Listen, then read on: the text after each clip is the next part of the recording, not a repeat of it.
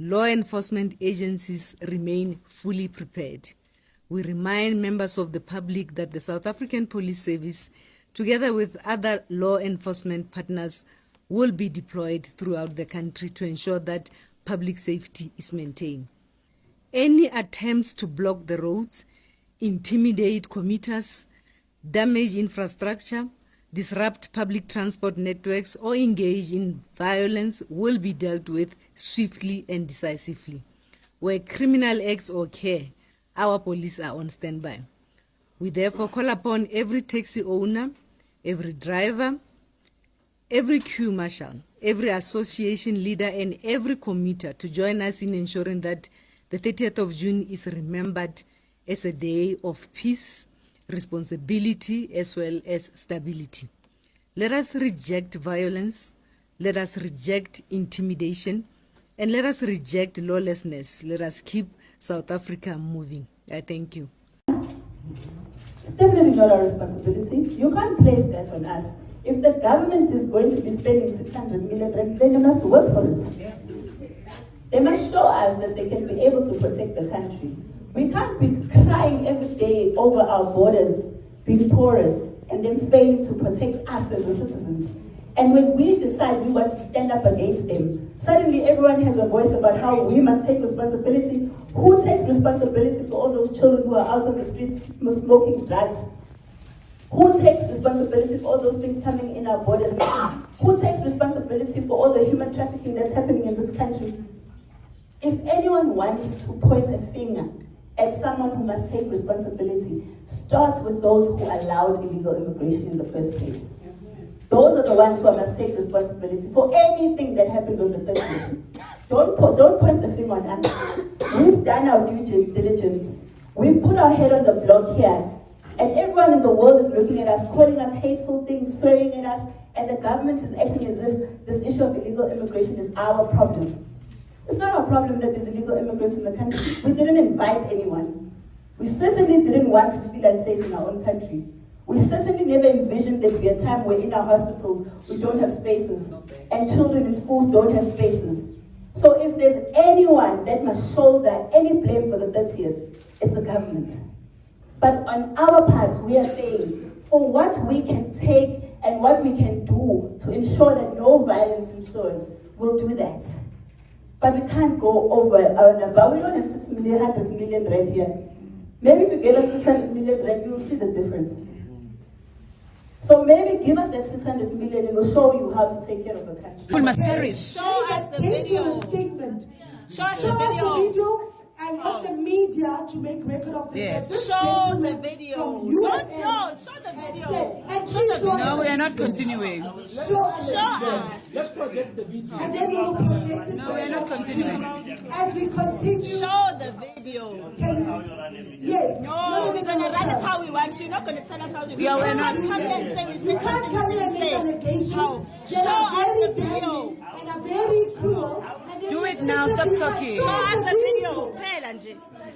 Right. Can we please proceed to the second hearing? He's not even South African, this guy. Can you give the second? No, but give him time to show us the video. Okay. And let him show us the video. Wait, he must show us the video. He must show us. He's an the video. Oh. He must show us the video. You can't come here and say nonsense here.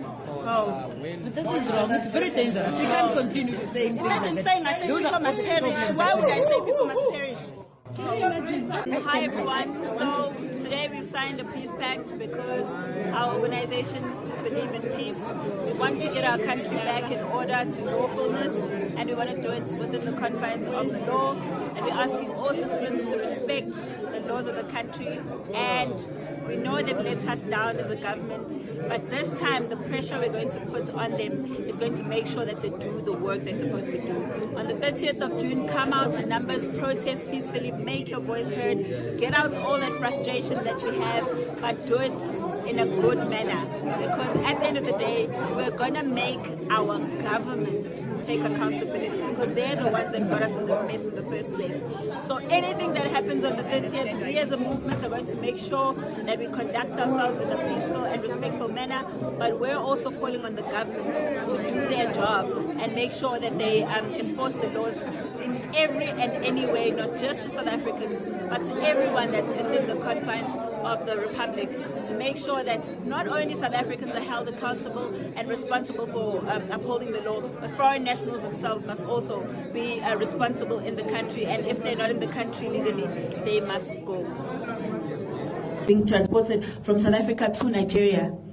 This country keeps spending more and more money on foreigners, and really, we'd like to know how much is the government spending on addressing this issue of foreign nationals, from our prisons to our schools to the nutrition they're spending on giving them, to the SASA grants that they are getting, to the hospital, everything. We want to know how much the government is spending on foreign nationals in this country. And lastly, we are calling on the South African Police Service that on the 30th of June, since you will have unlimited resources, all the police are not working, please use that as a day to go house to house and arrest illegal immigrants. Because the march is not going to go on the whole day. You're going to be paid for the whole day. So when the march is finished, use it as a day to go house to house and remove illegal immigrants from our communities, because we don't feel safe. And this is a call that all South Africans are making, that 600 million, we must see it going to work on the 30th. Go and remove illegal immigrants from their homes. Go and verify the documents from the bill. Don't meet them and tell them what their rights are. Go and tell them what laws they've broken and arrest them. That's a job of SAPS. Simple. If they wanted to know their rights, they were not going to be using Aboseri and them, because they know their rights. They've got lawyers for human rights, and what's that other one you just said, Kopanang, whatever. Those people spend money. Right now, the Department of Home Affairs has more litigation from those organizations, foreigners, than they do from South Africans. Is that not the most ridiculous thing I've ever heard in my life? Foreigners are the ones taking the Department of Home Affairs more than South Africans. And this thing of blaming the system of Home Affairs for all the problems, the system of Home Affairs should not be overcrowded with foreigners anyways. The system should be for servicing South Africans. All those applications for foreigners, put them aside. Focus on the South Africans who don't have IDs, whose identities are stolen like Chidima. That's what you must focus on. Don't tell us that refugees and asylum seekers are waiting for their documents to be processed. South Africans are waiting for their IDs. They don't have jobs. They need passports. Some of them want to travel for jobs overseas. That's what we want to hear. We don't want to hear Home Affairs telling us they're busy processing refugee documents. That's secondary to what we want as South Africans. We can't have 4 million South Africans undocumented. Then you want to tell us you're processing refugees. We are demanding for the Department of Home Affairs to process South African documents first. Thank you. The community of this area want to run businesses themselves. Yes, so we want you guys to respect us. You must understand now we're going to close shop. We are here with the community and also the chief. So the community of this area decided that they've not been given a chance by SA government to own these businesses, because they've allowed foreign nationals to flock into our country and do as they please, like they are doing. Your business is not legit. That means your business is not legit, right? And when now you are operating, right now, if a child could eat and be sick or die from your food, to start with, you are running a business with wrong documents. Asalem, okay, show me where it says you can run a business. Yeah, because here it says work and study. Just show me where it says you can run a business. I want him to see for himself. Baba, I want you to show me where it says you can work run a and business. study. So who gave you permission to operate a business without proper documentation? That's number one. We engaged the store owners.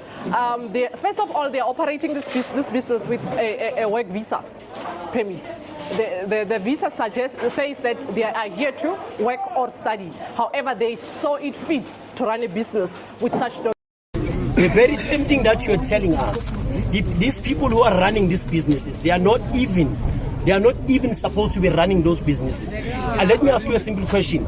According to the immigration law, you have to have 5 million for you to run a business. Are you telling me these tuck shops, each and every person that owns a tuck shop, a spaza shop, they actually have 5 million?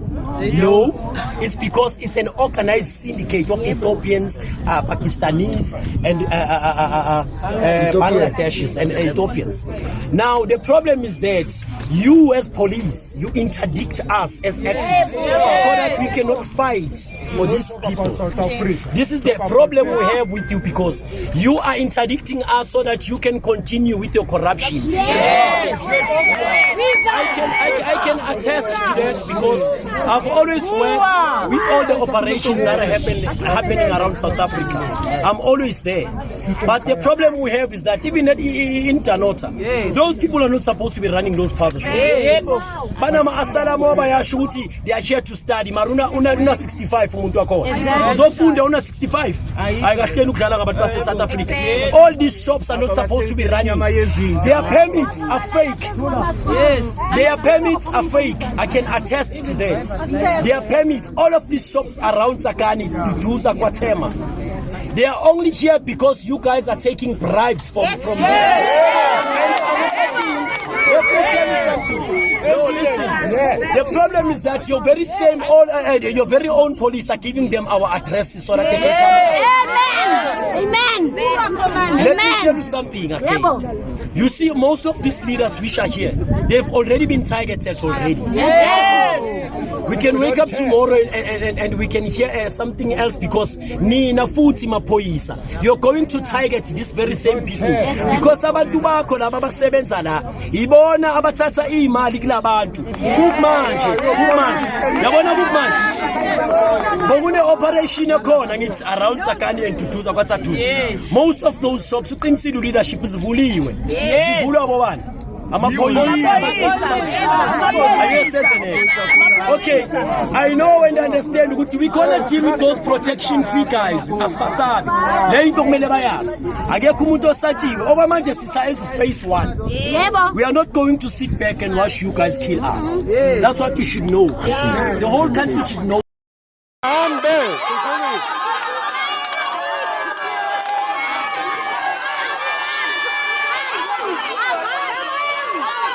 Buses are leaving now.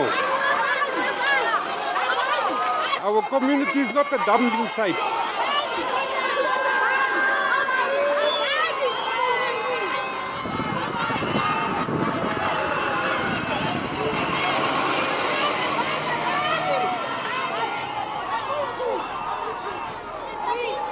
Abahambe will clean up our communities.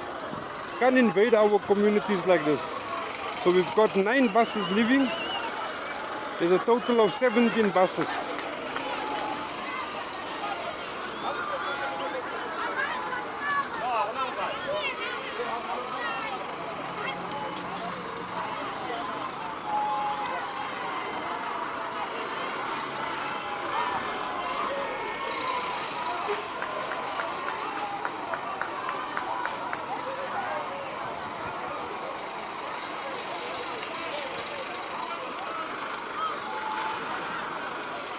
Yeah.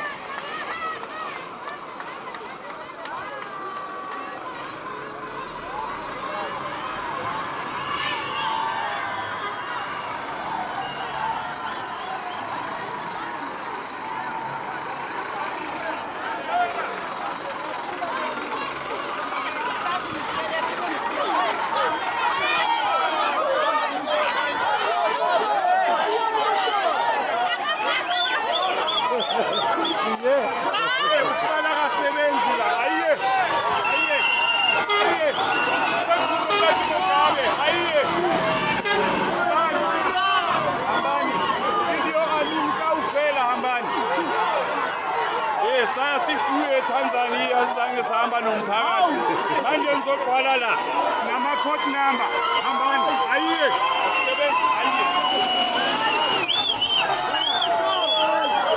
hambani ayishaye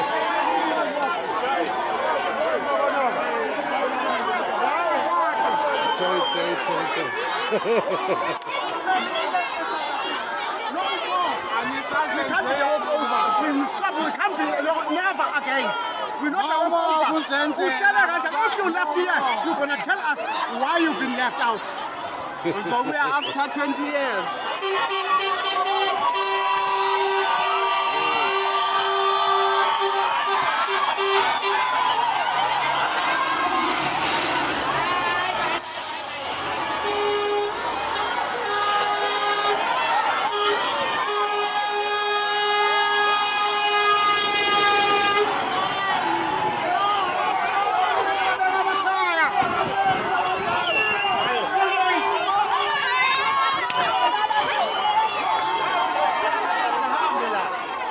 sizana ama-CV.